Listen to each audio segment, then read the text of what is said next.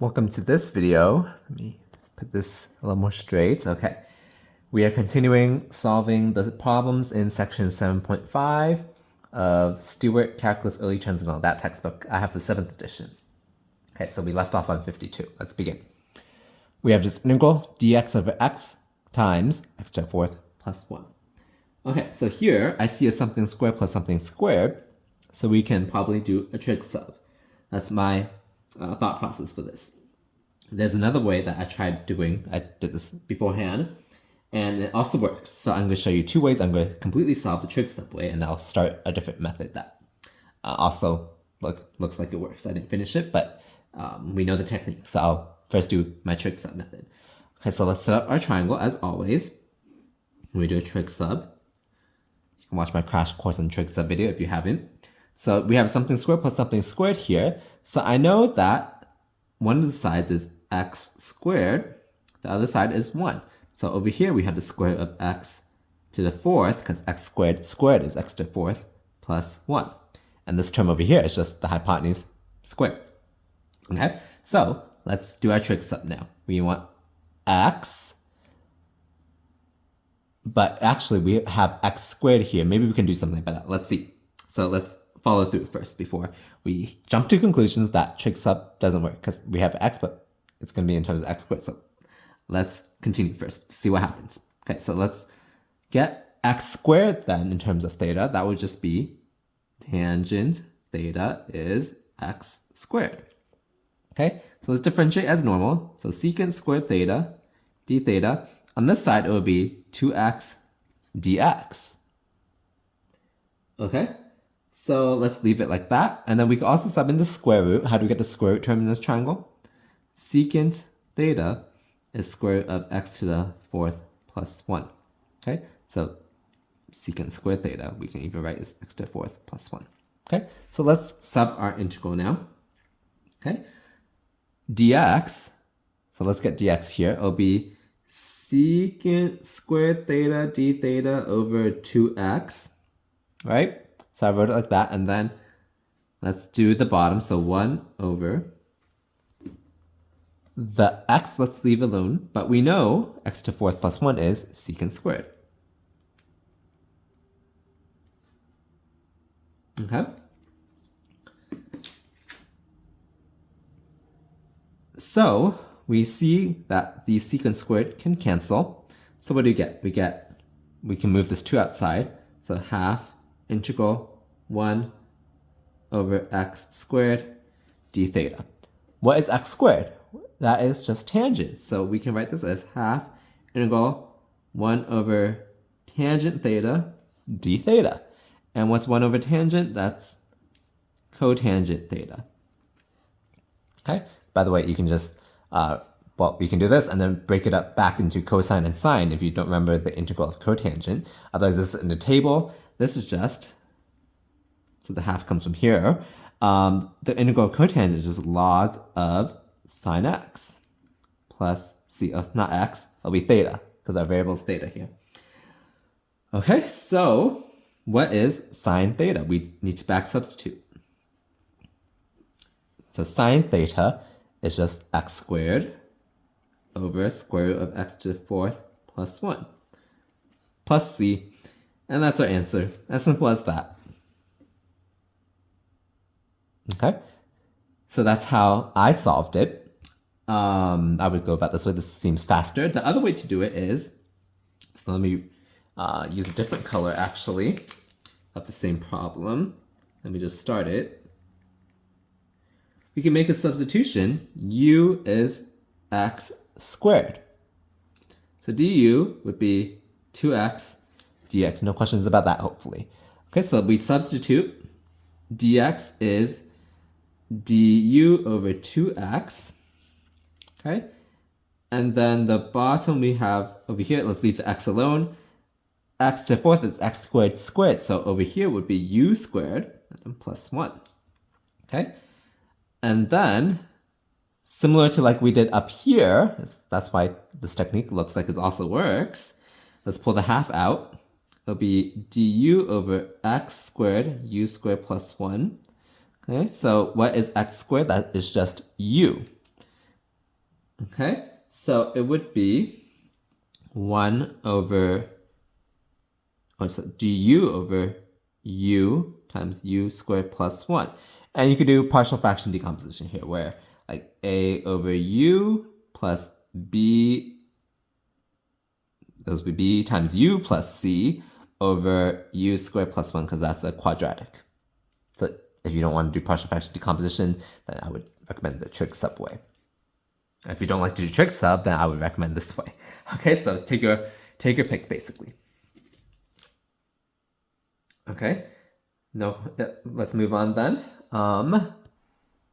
Okay, so I wrote the problem. I'm skipping 53 because that has a hyperbolic sign, which I don't think is that important. So let's jump to 54. Integral x plus sine x quantity squared dx. Okay, so maybe it would help to expand this out. So it'll be x squared plus 2x sine x plus sine squared. Okay? When we do that, we actually know how to integrate each one. So let me break this up like this. Integral of x squared dx plus integral 2x sine x dx plus integral sine squared x dx. Okay? Sorry for that. I'm using the back of the previous page. Hopefully this different color will help differentiate. Okay, so we know how to do this one. That is just a third x cubed, and then we have the plus c technically. This one would be by parts. This one would be, so let me do the by parts later. This is half angle identity.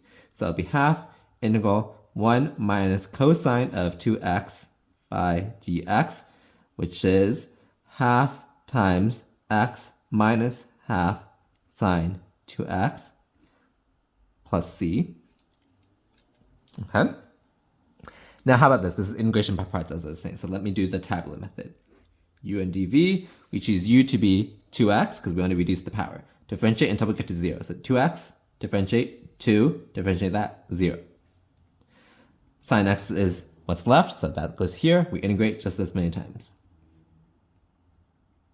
Like that. Okay, so there's a minus here. And then we go diagonally. We alternate signs starting from positive. Okay, so this guy would be, it would be minus 2x cosine x plus 2 sine x plus c, right?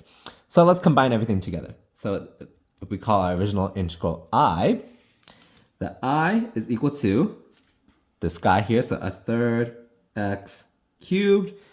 Then the integration by parts one will be minus 2x cosine x plus 2 sine x.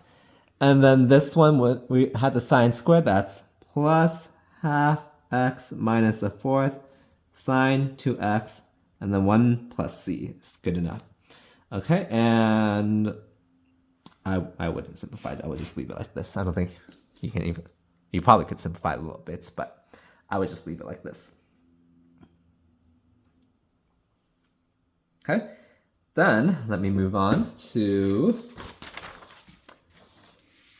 55. Okay, we have the integral dx over x plus x square root x. Okay, so how can we solve this? Well, I'm thinking we can actually combine this x and square root x. That'll be x to the 3/2 power. So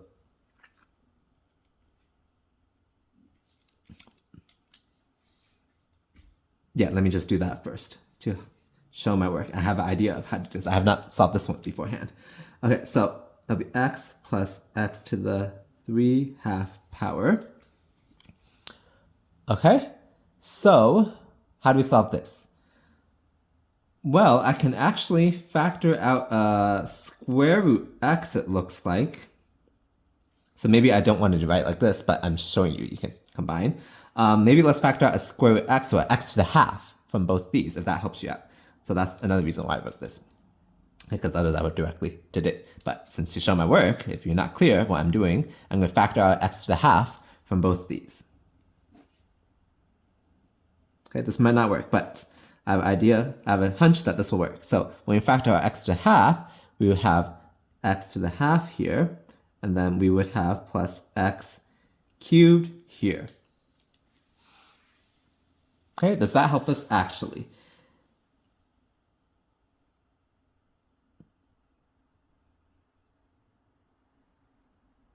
Actually, not x cubed.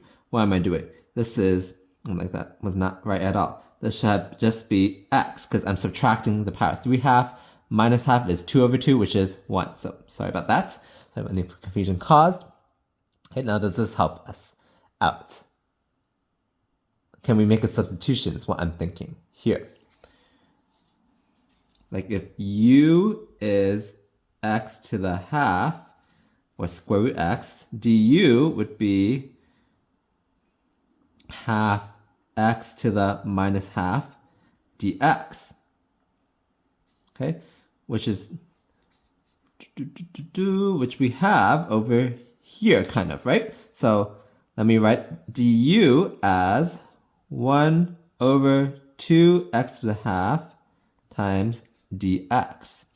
So maybe let me write as 2 du is 1 over x to the half dx. So now let's make a substitution maybe. Okay, so once again, I could just directly factor out the square x here. That was my hunch, but to show that I was thinking, let's factor x to the half. I did all this, okay? Anyway, dx, what is dx? We just found it here. Or we can group these together. This is right here, right? So that is 2 du on top, okay? Now the bottom, our definition was u is x to half. So this would be u plus u squared. Okay? Hopefully you can kind of see where this is going now.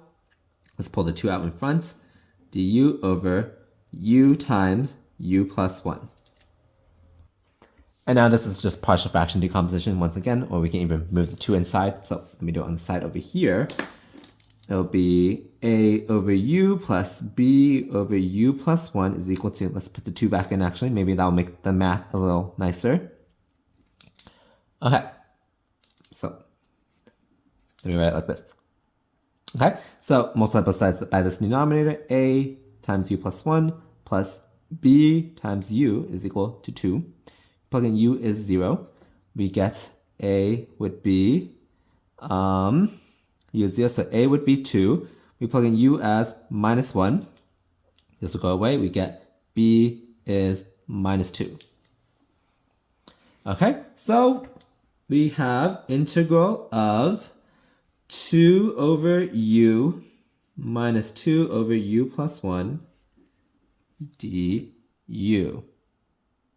Okay, this is just 2 ln of absolute value minus 2 ln absolute value plus 1 plus c. And then we back substitute u as square root x. So 2 log of square root x minus 2 log of square root x plus 1 plus c. And now we just leave your answer like that. Oops, let me double check on Wolfram Alpha for this one, that this one was done correctly. Or I did it correctly. Yep, this looks correct. He even simplified this to be, because it's x to the half, you can pull that power out in front, the half and this 2 would cancel. So it'll just be log x technically, but I'll just leave it like this. Okay, so I'll call it a part here. Hopefully this was helpful. Please like this video if you found it helpful in any way. And please subscribe also if you haven't already. And hopefully I'll see you in the next video. Also, bye.